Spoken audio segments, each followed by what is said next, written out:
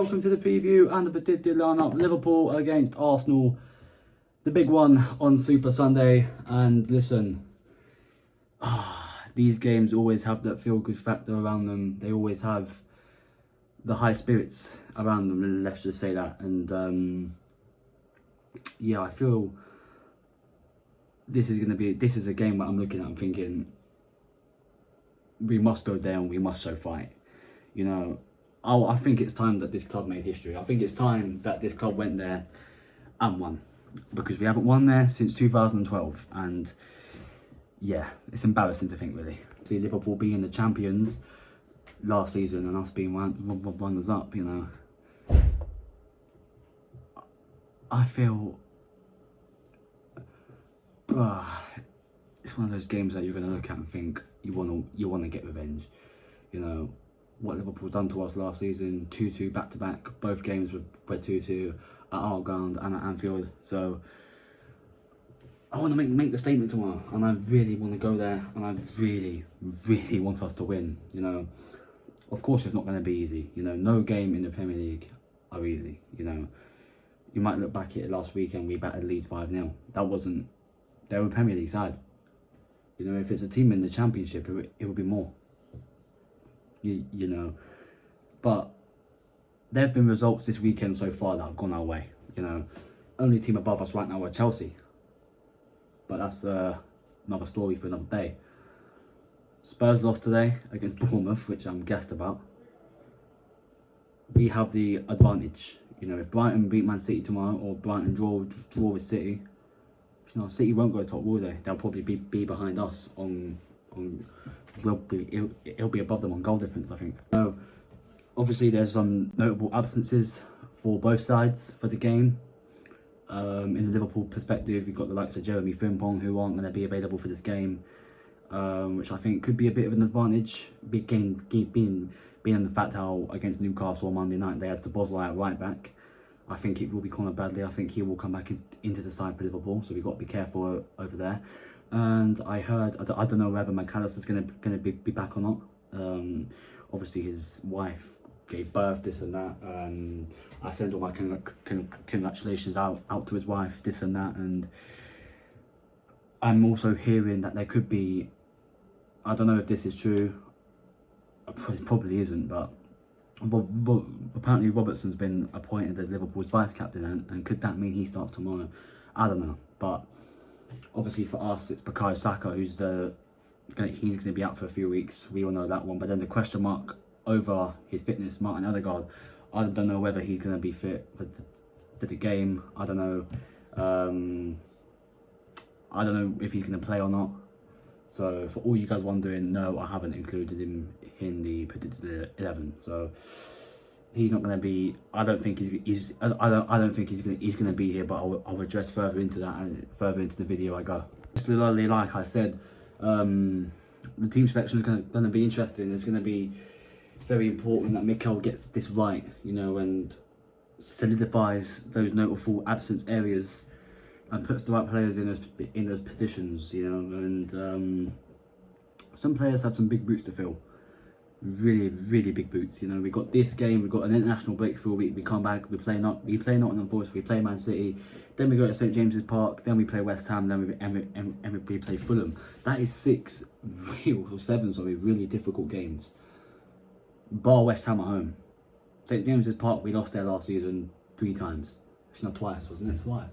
Because we played them twice in the Cup and then we played them in the Premier League. And obviously I'm looking now and thinking, you know, Mikel, he's going to have to, we're just going to have to hope and pray we go there and do our job tomorrow. You know, we just got to play for 90 minutes. We just have to go through it. We just have to really keep going. You know, we cannot afford anything. Obviously, I look at it and feel Liverpool are going to be at it. Liverpool are going to go through it. They're going to want to beat us and they're going to want to terrorise us. You know, and I feel we need to go into the game with the same kind of approach. You know, we want to terrorise them. We want to rip the absolute shit out of them. And listen, they're going to be singing their chants about winning the title, this and that. Fair fucking play to them, you know.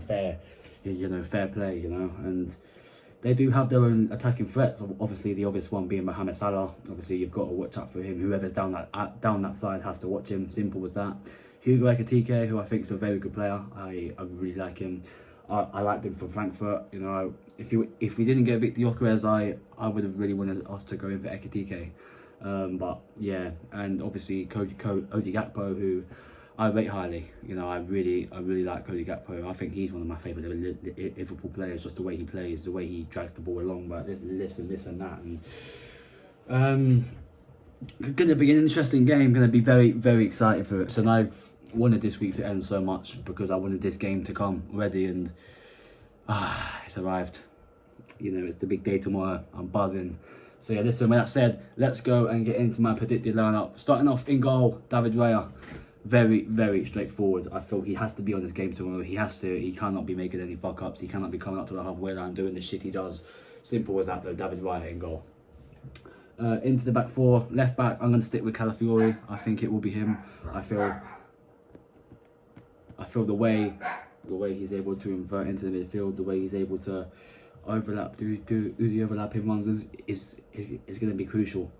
The only worry inside I have about him is defending, and he's going to be up against Mohamed Salah. So he's got to be switched on. You know, he has to be switched on tomorrow, and if he can do the shit he's been doing the last 2 games, because I think he's been one of our best players, arguably one of our best players over the last 2 games, in my opinion anyway. Calafiori for me. Into the centre-back partnership, first of all, Gabriel, I feel going to be very on it. He has to be on it. You know, he's going to be up against Ekitike. He's got to really do what he can do. So, yeah. Next to him, William Saliba. Again, just like I said about Gabriel, going to be up against Ekitike. So he's got to really be on it. You know, he really has to be on it. It's just simple as that. Right back, Julian Timber. I don't want to hear it. Best right back in the Premier League. Don't give me this talk about Frimpong. Don't give me this talk about anyone else from London. Julian Timber's the best right back in the Premier League. Don't want to hear it. Going to be up against Gakpo. Going to be difficult, but I feel Timber can deal with him. You know, the 2 Dutchmen down that right hand side. They're friends on the Dutch team, but they're enemies in the Premier League. So, yeah. Into the midfield, Martin Zubimendi.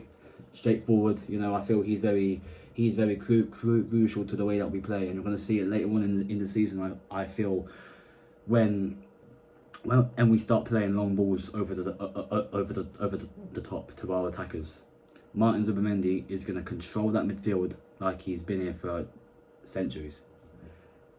You know, he's going to be great, trust me. But still settling in, getting better. You know, but for me, he starts this game straightforward. Just in front of him, Declan Rice. I feel, again, a very straightforward choice. These are the kind of games he bought him for. These big games, the games that get you pumped up, and he often turns up in them as well. It's only West Ham he doesn't turn up against, and yeah, but we don't speak about that. Into the attacking 3 on the left-hand side, I'm going to bring in Eberechi Eze. I feel start him, give him his debut from the start, and I know it's going to be crazy to say, and this and that, because Arteta's not the kind of manager to throw a player straight in, but I feel he's the only option we have. I don't feel Martinelli's ready yet, I certainly don't want Trossard starting. So yeah, I'm excited to see him. You know, I'm really excited to see him in action, and back at his old ground. Back at his old club where he first come from. You know, knows Anfield well, obviously from his time at Crystal Palace, you know, so he's not a stranger to that. I feel Eze can break down Liverpool so fucking good. Eze is a fucking baller, simple as that. Through the middle, I'm going to bring in Mikel Merino for this game. I feel he will start the game. A lot of people are saying Waneri, this and that. I don't think Waneri has the physicality to handle a game like this. I feel if you're looking for the creativity side of things, probably Waneri.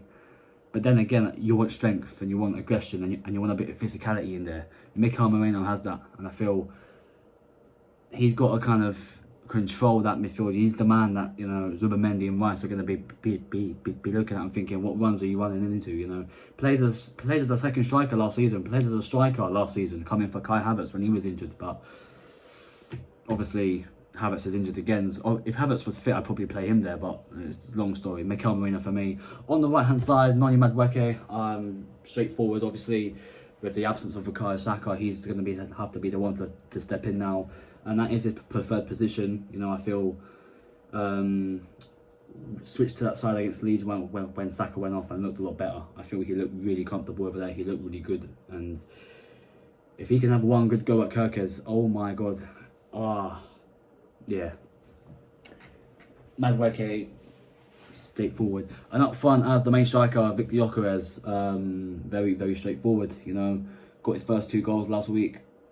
Can't be more than happy for him. You know, must be buzzing. Must be a great feeling to get your first 2 goals in the Premier League, for Arsenal especially. So yeah. Listen, I'm buzzing. I'm so excited, and I cannot wait for the game. You know, it's only a matter of time. This time tomorrow, I want to be sitting here. I want to be partying. I want to be happy with a smile on my face, saying to you guys, we have just won at Anfield. You know, because if we win there, oh my god, I'm probably going to cry happiness. You know, I need to see my club win in the league this year. It's that simple. So yeah, listen. If you're new around here, smash like on the video, subscribe if you haven't already, and I will see you lot soon. I'm out of here.